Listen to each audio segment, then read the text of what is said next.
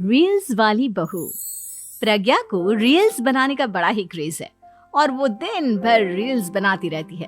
खाते पीते घूमते फिरते घर में कॉलेज में रील्स बनाने के कारण प्रज्ञा पूरे कॉलेज में हाईलाइटेड है।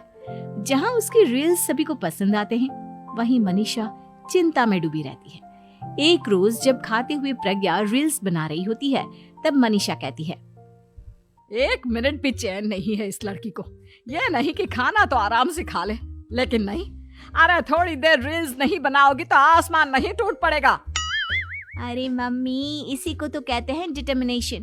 तुम नहीं समझोगी ये सब। भगवान, इस लड़की को सद्बुद्धि दे। जब देखो तब टेढ़ा बाका मुंह बनाती रहती है।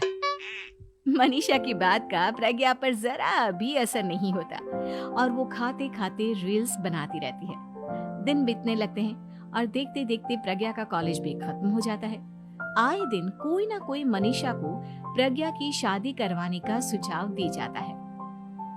सब ठीक ही कहते हैं, प्रज्ञा की शादी कर देनी चाहिए। अपने घर के काम काज में व्यस्त हो जाएगी तो खुद ही ये रील्स और नाच गाना बंद हो जाएगा। मनीषा और प्रेम प्रज्ञा के लिए एक अच्छा लड़का ढूंढने लगते हैं और तभी विकी का रिश्ता प्रज्ञा के लिए आता है, जिसने प्रज्ञा को उसकी रील्स देखकर पसंद कर लिया था। अगले दिन विकी अपने माता पिता के साथ प्रज्ञा के घर पहुंच जाता है और प्रज्ञा साड़ी पहने हाथों में चाय की ट्रे लिए उनके सामने आती है। जब विकी को पसंद है तो हमें भी बहू पसंद है। बहन जी, आप बारात की तैयारी कीजिए। एक बार लड़का लड़की अकेले में बात कर ले तो अच्छा रहेगा। हाँ हाँ, क्यों नहीं। मनीषा विकी को प्रज्ञा के कमरे में भेजती है, जहां प्रज्ञा पहले से ही रील्स बना रही होती है। तभी विकी कहता है, आ गए आपके साजन जी। हमारे साथ ये रील्स कंप्लीट करती तो और भी अच्छा रहता। अच्छा जी, अब आ ही गए हैं तो बना ही लेती हूँ आपके साथ। दोनों मिलकर रील्स बनाते हैं। जब वी मीट और तुरंत पोस्ट भी कर देते हैं। फिर विकी कहता है, जब आप साड़ी में चाय लेकर आए तब मुझे लगा कि कहीं मैं गलत घर में तो नहीं आ गया। अब सही है। दोनों की शादी पक्की हो जाती है और शादी के दिन भी प्रज्ञा रील्स बनाने से चूकती नहीं। यहाँ तक कि बारात के समय भी नाचते हुए रील्स बनाती है। सभी लोग प्रज्ञा की तारीफ के पुल बांध देते हैं और प्रज्ञा नाचती गाती अपने ससुराल चली जाती है। सब कुछ अच्छा चल रहा होता है। प्रज्ञा यहाँ भी दिन भर हर चीज की रील्स बनाती रहती है। लेकिन कुछ दिनों के बाद जब सुनीता कहती है, बहू, ये रील्स के साथ साथ कुछ काम भी कर लिया करो। वैसे तुझे और क्या क्या बनाना आता है?